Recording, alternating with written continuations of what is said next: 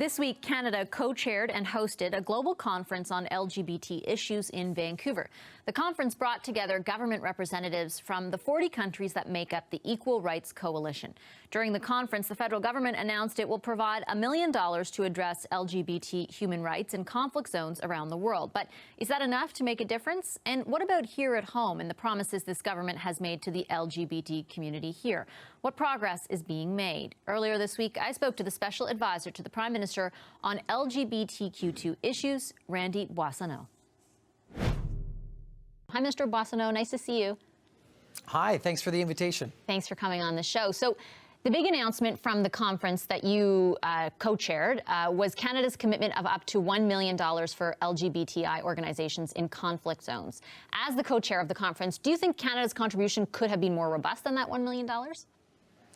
Well, what I can say is that Canada will defend human rights and LGBTI rights here in Canada and around the world. And one of the commitments that we made to civil society organizations here in Canada and around the world is that in September, I will convene a meeting of Canadian CSOs, civil society organizations, and we'll have representatives from both diplomatic and international development part of global affairs. And together with CSOs, we are going to move forward and adjust, some of the policy parameters that determine exactly how we're able to invest in LGBTI organizations around the world. I want to see us be able to defend LGBTI people around the world and also empower those organizations. So can we do more? Absolutely. Are we going to do more? We will. And that's a commitment that Minister Freeland made to the civil society organizations. So we're going to do that. We've invested $8 million over the last recent years in these issues, and there are more announcements to unfold. But I think the key message is that we're here to defend LGBTI human rights in Canada and abroad. When you say that you want to be able to better or have the tools to better be able to defend those rights, especially in other places, what is hindering that at this moment? I think what it is, it's mainly clarifying the policy parameters, but it's also reaching out to civil society organizations to make sure that they know that once we clarify these policy parameters, that they're able to frame projects in a way that the Canadian government can support them. And when you take a look at our feminist international policy abroad, it's very focused on women's rights and gender rights, and for us that includes LGBTI rights. Our missions abroad know fully that we are, as a country, supporting LGBTI rights. Our missions are encouraged to support LGBTI organizations on the ground, and they do. I was recently with Ambassador Dion in Germany, and we met with a whole group of civil society organizations in Germany. I met with civil society organizations from the LGBT community in Tbilisi, Georgia, when I was there for open government work earlier this summer. And the message is that our embassies and our missions are here to work with LGBTI groups to provide support, to provide places to have meetings, but also to provide financial support on the ground so that LGBTI organizations internationally can actually do the work to help keep their people safe and to raise their own profile in their own countries. Speaking of defending those rights internationally, I have to ask you about the, diplomatic standoff, you could call it, we're embroiled in right now with Saudi Arabia over its human rights record. In that country, homosexuality is punishable by floggings, life in prison, torture, and the death penalty. Does the government of Canada also condemn Saudi Arabia's treatment of LGBTI individuals? The government of Canada condemns and takes strong language and strong position against any country in the world that discriminates against LGBTI people. You've heard the Prime Minister, you've heard Minister Freeland say this very clearly, and LGBTI rights are human rights, and human rights have no borders. And so part of our mission, part of the reason we were so happy to be co-chairs of the Equal Rights Coalition with Chile is that part of our work is to see that the 75 countries in the world that criminalize and the 4 countries in the world that still have the death penalty change those positions over time. And every country, every negotiation, every conversation is an individual conversation with those countries. But we know that Saudi Arabia is one of the 4 countries where the death penalty takes place, and that's not acceptable. That we need to see countries in their own time value human rights. I mean, when a country says that LGBTI rights are not part of the SOGI framework, the sexual orientation, gender identity framework at the United Nations, that's a position that we need to work with allies around the world to see changed. Do you ever see that changing in Saudi Arabia?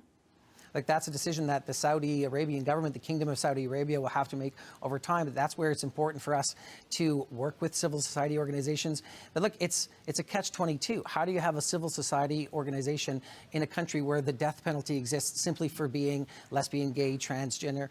intersex or bisexual. It's a challenging situation, and that's where international conversations have to take place and individual conversations have to take place. And I'm very proud of my government colleagues, of the Prime Minister, of the Minister of Foreign Affairs and other ministers for consistently raising this with counterparts around the world.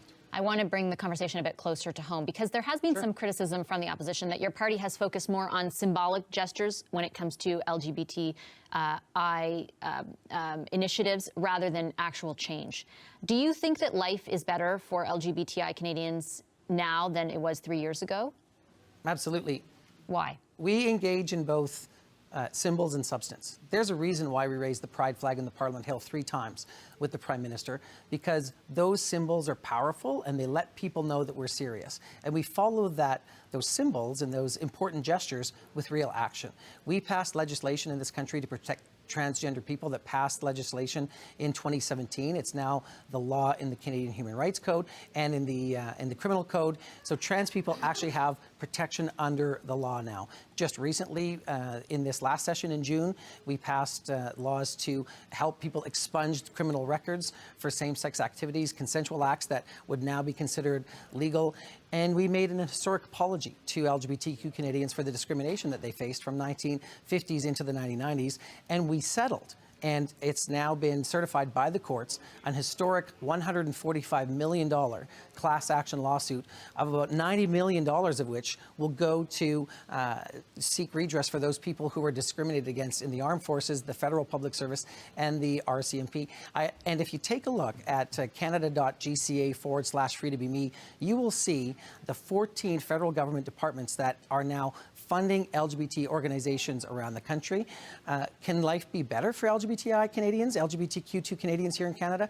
Absolutely. Is the federal government a partner and a fierce defender of those rights? You bet we are. That legislation, though, you referred to, Mr. Boissonnault, doesn't include gay and lesbian Canadians who were swept up in the bathhouse raids. There's also the promise, though, that was made in the 2015 campaign to end the ban on blood donations from men who have had sex with men and transgender women, and that still hasn't happened. So, you know, do you sort of understand the disconnect or the criticism from members of the opposition or from critics who say, you know, your bite is a bit larger than your bark is a bit larger, than your bite?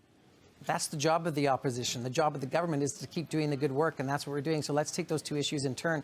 In terms of bathhouse raids, when we designed the legislation for expungements, we made sure that it was flexible enough that it could look at other additions to that legislation. And we are working with civil society organizations, with people in the community, to understand exactly what legislation would look like around bathhouse raids. So that conversation is taking place. And look, governments aren't done their work. We continue doing that. I'm not happy about where we are on the blood ban, and the Prime Minister's been very clear that he's not happy either. So why not change it?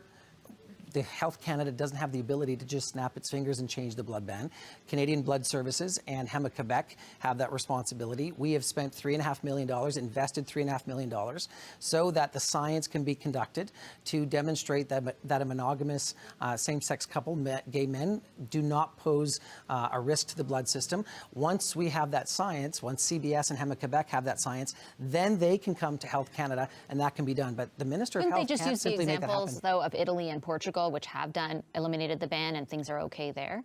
So Italy and Portugal don't have the same security of the blood system that we have here in Canada. I'll give you the better examples. The better examples are where Israel and the United Kingdom have come to with a 3-month ban. So we are leaning in very hard on this issue. It's a focus that I have, and the Prime Minister is seized by this issue. And so we're going to keep working until that blood ban is reduced. Do you think there's a specific timeline, I guess, for that? Again, it's in the hands of Canadian Blood Services and HEMA Quebec. So if you can bring them on the show, they will be able to tell you where they are with the project. Okay, I'll leave it there. Thanks a lot for your time, Mr. Boissonnault.